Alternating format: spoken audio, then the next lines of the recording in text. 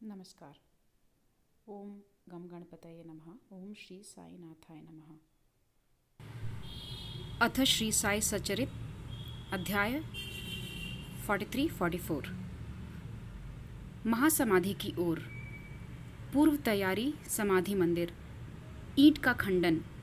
72 घंटे की समाधि। जोग का संन्यास। बाबा के अमृत तुल्य वचन। इन 43 और 44 अध्यायों में बाबा के निर्वाण का वर्णन किया गया है, इसलिए वे यहाँ संयुक्त रूप में लिखे जा रहे हैं। पूर्व तैयारी। समाधि मंदिर।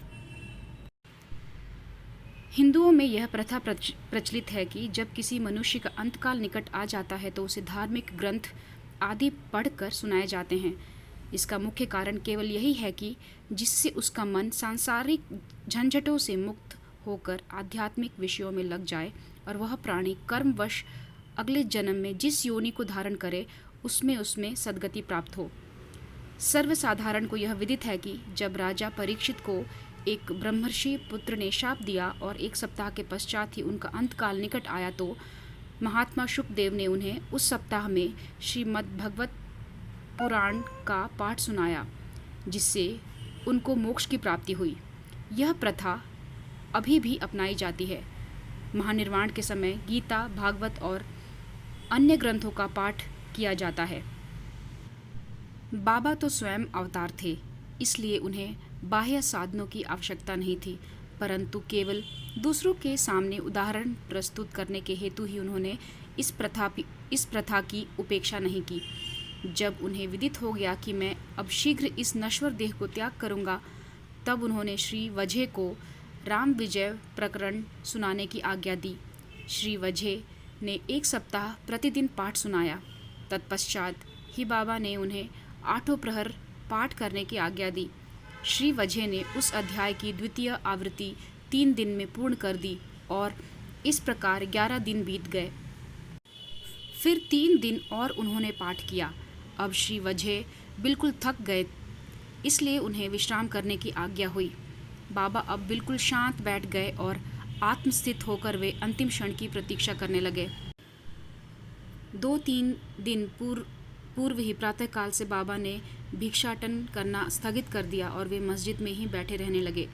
वे अपने अंतिम क्षण के लिए पूर्व सचेत थे, इसलिए वे अपने भक्तों को धैर्य तो बंधाते रहते, पर उन्होंने किसी से भी अपने महानिर्वाण का निश्चित समय प्रकट न किया। इन दिनों काका साहेब दीक्षित और श्रीमान बूटी बाबा के साथ मस्जिद में नित्य ही भोजन करते थे। महानिर्वाण के दिन 15 अक्टूबर को आरती समाप्त होने के पश्चात बाबा ने उन लोगों को भी अपने निवास स्थान पर ही भोजन करने को लौटा दिया। फिर भी लक्ष्मीबाई शिंदे, भागोजी शिंदे, बयाजी, लक्ष्मण लाला शिंपी और नाना साहेब निमोणकर वहीं रह गए। श्यामा नीचे मस्जिद की सीढ़ियों पर बैठे थे। लक्ष्मीबाई शिंदे को 9 रुपये देने के पश्चात बाबा ने कहा कि मुझे मस्जिद में अब अच्छा नहीं लगता है, इसलिए मुझे बूटी के पत्थर वाड़े में ले चलो, जहाँ मैं सुखपूर्वक रहूँगा। ये ही अंतिम शब्द उनके श्रीमुख से निकले। इसी समय बाबा बयाजी के शरीर की ओर लटक गए और अंतिम श्वास छोड़ दी। भागोजी ने देखा कि बाबा की श्वास रुक गई है, तब उन्होंने नाना साहेब निमोणकर को पुकार कर यह बात कही। नाना साहेब ने कुछ जल लाकर बाबा के श्रीमुख में डाला, जो बाहर लुढ़क गया। तभी उन्होंने जोर से आवाज़ लगाई, अरे देव! तब बाबा ऐसे दिखाई पड़े जैसे उन्होंने धीरे से नेत्र खोलकर धीमे स्वर में ओह कहा हो, परंतु अब स्पष्ट विदित हो गया कि उन्होंने सचमुच ही शरीर त्याग दिया है। बाबा समाधिस्थ हो गए। यह हृदय विदारक दुस्संवाद दवानल की भांति तुरंत ही चारों ओर फैल गया। शिरडी के सब नर नारी और बालकगण मस्जिद की ओर दौड़े। चारों ओर हाहाकार मच गया। सभी के हृदय पर वज्रपात हुआ। उनके हृदय विचलित होने लगे। कोई जोर जोर से चिल्लाकर रुदन करने लगे, कोई सड़कों पर लौटने लगे और बहुत से बेसुध होकर वहीं गिर पड़े। प्रत्येक की आंखों से झरझर आंसू गिर रहे थे। प्रलय काल के वातावरण में तांडव नृत्य का जैसा दृश्य उपस्थित हो जाता है, वही गति शिरडी के नर नारियों के रुदन से उपस्थित हो गई। उनके इस महान दुख में कौन आकर उन्हें धैर्य बंधाता, जबकि उन्होंने साक्षात सगुण परब्रह्म का सानिध्य खो दिया था। इस दुख का वर्णन भला कर ही कौन सकता है। अब कुछ भक्तों को श्री साईं बाबा के वचन याद आने लगे। किसी ने कहा कि महाराज साईं बाबा ने अपने भविष्य में वे 8 वर्ष के बालक के रूप में पुनः प्रकट होंगे। ये एक संत के वचन हैं और इसलिए किसी को भी उन पर संदेह नहीं करना चाहिए, क्योंकि कृष्णावतार में भी चक्रपाणि ने ऐसी ही लीला की थी। श्री कृष्ण माता देवकी के सामने 8 वर्ष की आयु वाले एक बालक के रूप में प्रकट हुए, जिनका दिव्य तेजोमय स्वरूप था और जिनके चारों हाथ में आयुध सुशोभित थे। अपने उस अवतार में भगवान श्री कृष्ण ने भूभार हल्का किया था। साईं बाबा का यह अवतार अपने भक्तों के उत्थान के लिए हुआ था। संतों की कार्यप्रणाली अगम्य होती है। साईं बाबा का अपने भक्तों के साथ यह संपर्क केवल एक ही पीढ़ी का नहीं, बल्कि यह उनका पिछले कई जन्मों का संपर्क है। ऐसा प्रतीत होता है कि इस प्रकार का प्रेम संबंध विकसित करके महाराज दौरे पर चले गए हैं और अपने भक्तों को दृढ़ विश्वास है कि शीघ्र ही वह पुनः वापस आ जाएंगे। अब समस्या उत्पन्न हुई कि बाबा के शरीर की अंतिम क्रिया किस प्रकार की जाए। कुछ यवन लोग कहने लगे कि उनके शरीर को कब्रिस्तान में दफन कर उसके ऊपर एक मकबरा बना देना चाहिए। खुशाल चंद और अमीर शक्कर की भी यही धारणा थी, परंतु ग्राम्य अधिकारी श्री रामचंद्र पाटिल ने दृढ़ और निश्चयात्मक स्वर में कहा कि तुम्हारी निर्णय मुझे मान्य नहीं है। शरीर को वाड़े के अतिरिक्त अन्यत्र कहीं भी नहीं रखा जाएगा। इस प्रकार लोगों में मतभेद उत्पन्न हो गया और वह वाद विवाद 36 घंटों तक चलता रहा। बुधवार के दिन प्रातःकाल बाबा ने लक्ष्मण मामा जोशी को स्वप्न दिया और उन्हें अपने हाथ से खींचते हुए कहा कि शीघ्र उठो। बापू साहब समझता है कि मैं मृत हो गया हूँ, इसलिए वह तो आएगा नहीं। तुम पूजन और काकड़ आरती करो। लक्ष्मण मामा ग्राम के ज्योतिषी श्यामा के मामा तथा एक कर्मठ ब्राह्मण थे। वे नित्य प्रातःकाल बाबा का पूजन किया करते थे, तत्पश्चात ही ग्राम देवियों और देवताओं का। उनकी बाबा पर दृढ़ निष्ठा थी, इसलिए इस दृष्टांत के पश्चात वे पूजन की सामग्री लेकर वहां गए और ज्यों ही उन्होंने बाबा के मुख का आवरण हटाया तो उस निर्जीव अलौकिक महान प्रदीप्त प्रतिभा के दर्शन कर वे स्तब्ध रह गए, मानो हिमांशु ने उन्हें अपने पाश में आबद्ध करके जड़वत बना दिया हो। स्वप्न की स्मृति ने उन्हें अपना कर्तव्य करने को प्रेरित कर दिया। फिर उन्होंने मौलवियों के विरोध की कुछ भी चिंता न कर विधिवत पूजन और कांकड़ आरती की। दोपहर को बापू साहब जोग भी अन्य भक्तों के साथ आए और सदैव की भांति मध्याह्न की आरती की। बाबा के अंतिम श्री वचनों को आदरपूर्वक स्वीकार करके लोगों ने उनके शरीर को बूटीवाड़े में ही रखने का निश्चय किया और वहां का मध्य भाग खोदना प्रारंभ कर दिया। मंगलवार की संध्या को रहाता से सब इंस्पेक्टर और भिन्न भिन्न स्थानों से अनेक लोग वहां आकर एकत्र हुए। सब लोगों ने उस प्रस्ताव को स्वीकार कर लिया। दूसरे दिन प्रातःकाल बंबई से अमीर भाई और कोपर गांव से मामलेदार भी वहां आ पहुंचे। उन्होंने देखा कि लोग अभी भी एकमत नहीं हैं। तब उन्होंने मतदान करवाया और पाया कि अधिकांश लोगों का बहुमत वाड़े के पक्ष में ही है। फिर भी वे इस विषय में कलेक्टर की स्वीकृति अति आवश्यक समझते थे। तब काका साहेब स्वयं अहमदनगर जाने को उद्यत हो गए, परंतु बाबा की प्रेरणा से विपक्षियों ने भी प्रस्ताव सहर्ष स्वीकार कर लिया और उन सब ने मिलकर अपना मत भी वाड़े के पक्ष में ही रखा। अतः बुधवार की संध्या को बाबा का पवित्र शरीर बड़ी धूमधाम और समारोह के साथ वाड़े में लाया गया और विधि पूर्वक उस स्थान पर समाधि बना दी गई। वहां मुरलीधर की मूर्ति स्थापित होने को थी। सच तो यह है कि बाबा मुरलीधर बन गए और बाड़ा समाधि मंदिर तथा भक्तों का एक पवित्र देवस्थान, जहां अनेकों भक्त आया जाया करते थे और अभी भी नित्य प्रति वहां आकर सुख और शांति प्राप्त करते हैं। बाला साहेब भाटे और बाबा के अनन्य भक्त श्री उपासनी ने बाबा की विधिवत अंतिम क्रिया की। जैसा प्रोफेसर नार्के को देखने में आया, यह बात विशेष ध्यान देने योग्य है कि बाबा का शरीर 36 घंटे के उपरांत भी जड़ नहीं हुआ और उनके शरीर का प्रत्येक अवयव लचीला बना रहा, जिससे शरीर पर से कफनी बिना चीरे हुए सरलता से निकाली जा सकी। ईंट का खंडन। बाबा के निर्वाण के कुछ समय पूर्व एक अपशगुन हुआ जो इस घटना की पूर्व सूचना स्वरूप था। मस्जिद में एक पुरानी ईंट थी जिस पर बाबा अपना हाथ टेक कर रखते थे। रात्रि के समय बाबा उस पर सिर रखकर शयन किया करते थे। यह कार्यक्रम अनेक वर्षों तक चला। एक दिन बाबा की अनुपस्थिति में एक बालक ने मस्जिद में झाड़ू लगाते समय वह ईंट अपने हाथ में उठाई। दुर्भाग्यवश वह ईंट उसके हाथ से गिर पड़ी और उसके 2 टुकड़े हो गए। जब बाबा को इस बात की सूचना मिली तो उन्हें उसका बड़ा दुख हुआ और वे कहने लगे कि यह ईंट नहीं फूटी है, मेरा भाग्य ही फूटकर छिन्न भिन्न हो गया है। यह तो मेरी जीवन संगनी थी और इसको अपने पास रखकर मैं आत्मचिंतन किया करता था। यह मुझे अपने प्राणों के समान प्रिय थी और उसने आज मेरा साथ छोड़ दिया है। कुछ लोग यहाँ शंका कर सकते हैं कि बाबा को ईंट जैसी एक तुच्छ वस्तु के लिए इतना शोक क्यों करना चाहिए। इसका उत्तम हेमाड पंत इस प्रकार देते हैं कि संत जगत के उद्धार तथा दीन और अनाश्रितों के कल्याणार्थी अवतीर्ण होते हैं।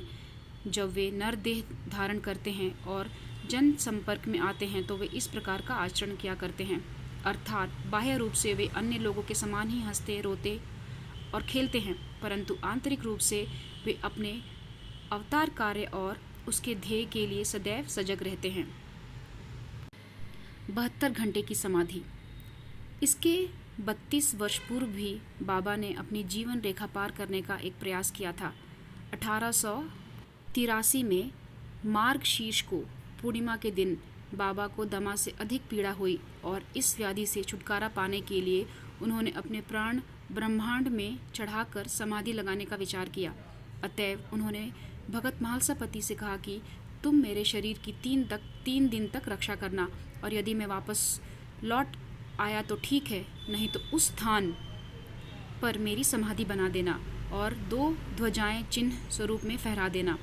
ऐसा कहकर बाबा रात में लगभग 10 बजे पृथ्वी पर लेट गए। उनका श्वासोच्छ्वास बंद हो गया और ऐसा दिखाई देने लगा कि जैसे उनके शरीर में प्राण ही न हो। सभी लोग, जिनमें ग्रामवासी भी थे, वहां एकत्रित हुए और शरीर परीक्षण के पश्चात शरीर को उनके द्वारा बताए हुए स्थान पर समाधिस्थ करने का निश्चय करने लगे, परंतु भगत महालसापति ने उन्हें ऐसा करने से रोका और उनके शरीर को अपनी गोद में रखकर वे 3 दिन तक उसकी रक्षा करते रहे। 3 दिन व्यतीत होने पर रात को लगभग 3 बजे प्राण लौटने के चिन्ह दिखाई पड़ने लगे। श्वासोच्छ्वास पुनः चालू हो गया और उनके अंग प्रत्यंग हिलने लगे। उन्होंने नेत्र खोल दिए और करवट लेते हुए वे पुनः चेतना में आ गए। इस प्रसंग तथा अन्य प्रसंगों पर दृष्टिपात कर अब हम यह पाठकों पर छोड़ते हैं कि वे ही इसका निश्चय करें कि क्या बाबा अन्य लोगों की भांति ही 3.5 हाथ लंबे एक देहधारी मानव थे, जिस देह को उन्होंने कुछ वर्षों तक धारण करने के पश्चात छोड़ दिया, या वे स्वयं आत्म ज्योतिष स्वरूप थे। 5 महाभूतों से शरीर निर्मित होने के कारण उनका नाश और अंत तो सुनिश्चित है, परंतु जो सद्वस्तु आत्मा अंतःकरण में है वही यथार्थ में सत्य है। उसका न रूप है, न अंत है और न नाश। यही शुद्ध चैतन्य घन या ब्रह्म इंद्रियों और मन पर शासन और नियंत्रण रखने वाला जो तत्व है वही साई है, जो संसार के समस्त प्राणियों में विद्यमान है और जो सर्वव्यापी है। अपना अवतार कार्य पूर्ण करने के लिए ही उन्होंने देह धारण किया था और वह कारण पूर्ण होने पर उन्होंने उसे त्याग कर पुनः अपना शाश्वत और अनंत स्वरूप धारण कर लिया। श्री दत्तात्रेय के पूर्ण अवतार गणगापुर के श्री नरसिंह सरस्वती के समान श्री साईं बाबा भी सदैव वर्तमान हैं। उनका निर्वाण तो एक औपचारिकता बात है। वे जड़ और चेतन सभी पदार्थों में व्याप्त हैं तथा सर्वभूतों के अंतःकरण के संचालक और नियंत्रण करता है। इसका अभी भी अनुभव किया जा सकता है और अनेकों के अनुभव में आ चुका है कि जो अनन्य भाव से उनके शरणागत हो चुके हैं और जो पूर्ण अंतःकरण से उनके उपासक हैं। यद्यपि बाबा का स्वरूप अब देखने को नहीं मिल सकता है, फिर भी यदि हम शिरडी को जाएं तो हमें वहां उनका जीवित सदृश चित्र मस्जिद द्वारका माई को शोभायमान करते हुए अब भी देखने में आएगा। यह चित्र बाबा के एक प्रसिद्ध भक्त कलाकार श्री श्यामराव जयकर ने बनाया था।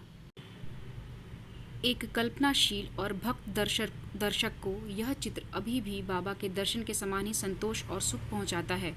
बाबा अब देह में स्थित नहीं हैं, परंतु वे सर्वभूतों में व्याप्त हैं और भक्तों का कल्याण पूर्वत ही करते रहते हैं और करते रहेंगे, जैसा कि वे सदैव रहकर किया करते थे। बाबा संतों के समान अमर हैं, चाहे वे नरदेह धारण कर लें, जो कि एक आवरण मात्र है, परंतु वे तो स्वयं भगवान श्री हरि हैं, जो समय समय पर भूतल पर अवतीर्ण होते हैं। बापू साहेब जोग का संन्यास। जोग के संन्यास की चर्चा कर हिमाड़ पंत यह अध्याय समाप्त करते हैं। श्री सखाराम हरि उर्फ बापू साहेब जोग पुणे के प्रसिद्ध वारकरी विष्णु बुआ जोग के काका थे। वे लोक कर्म विभाग PWD में पर्यवेक्षक थे। सेवानिवृत्ति के पश्चात वे सपत्नीक शिरडी में आकर रहने लगे। उनके कोई संतान न थी। पति और पत्नी दोनों ही साईं चरणों में अटल विश्वास रखते थे। वे दोनों अपने दिन उनकी पूजा और सेवा करने में ही व्यतीत किया करते थे। मेघा की मृत्यु के पश्चात बापू साहेब जोग ने बाबा की समाधि पर्यंत मस्जिद और चावड़ी में आरती की। उनको साठेवाड़ा में श्री ज्ञानेश्वरी और एकनाथी भागवत का वचन तथा उनका भावार्थ श्रोताओं को समझाने का कार्य भी किया। इस प्रकार अनेक वर्षों तक सेवा करने के पश्चात उन्होंने एक बार बाबा से प्रार्थना की कि हे मेरे जीवन के एकमात्र आधार, आपके पूजनीय चरणों का दर्शन कर समस्त प्राणियों को परम शांति का अनुभव होता है। मैं इन श्री चरणों की अनेक वर्षों से निरंतर सेवा कर रहा हूँ, परंतु क्या कारण है कि आपके चरणों की छाया के सन्निकट होते हुए भी मैं उनकी शीतलता से वंचित हूँ। मेरे इस जीवन में कौन सा सुख है यदि मेरा चंचल मन शांत और स्थिर बनकर आपके श्री चरणों में मग्न नहीं होता? क्या इतने वर्षों का मेरा संत समागम व्यर्थ ही जाएगा? मेरे जीवन में वह शुभ घड़ी कब आएगी जब आपकी मुझ पर कृपा दृष्टि होगी? भक्त की प्रार्थना सुनकर बाबा को दया आ गई। उन्होंने उत्तर दिया कि थोड़े ही दिनों में अब तुम्हारे अशुभ कर्म समाप्त हो जाएंगे और पाप और पुण्य जलकर शीघ्र ही भस्म हो जाएंगे। मैं तुम्हें उस दिन ही भाग्यशाली समझूंगा जिस दिन तुम ऐन्द्रिक विषयों को तुच्छ जानकर समस्त पदार्थों से विरक्त होकर पूर्ण अनन्य भाव से ईश्वर भक्ति कर संन्यास धारण कर लोगे। कुछ समय पश्चात बाबा के वचन सत्य सिद्ध हुए। उनकी स्त्री का देहांत हो गया। अब उनकी अन्य कोई आसक्ति शेष न रही। वे अब स्वतंत्र हो गए और उन्होंने अपनी मृत्यु के पूर्व संन्यास धारण कर अपने जीवन का लक्ष्य प्राप्त कर लिया। बाबा के अमृत तुल्य वचन। दयानिधि कृपालु श्री साई समर्थ ने मस्जिद में अनेक बार निम्नलिखित सुधोपम वचन कहे थे। जो मुझे अत्यधिक प्रेम करता है वह सदैव मेरा दर्शन पाता है। उसके लिए मेरे बिना सारा संसार ही सूना है। वह केवल मेरा ही लीलागान करता है। वह सतत मेरा ही ध्यान करता है और सदैव मेरा ही नाम जपता है। जो पूर्ण रूप से मेरी शरण में आ जाता है और सदा मेरा ही स्मरण करता है, उसके ऊपर उसका यह ऋण मैं उसे मुक्ति प्रदान करके चुका दूंगा।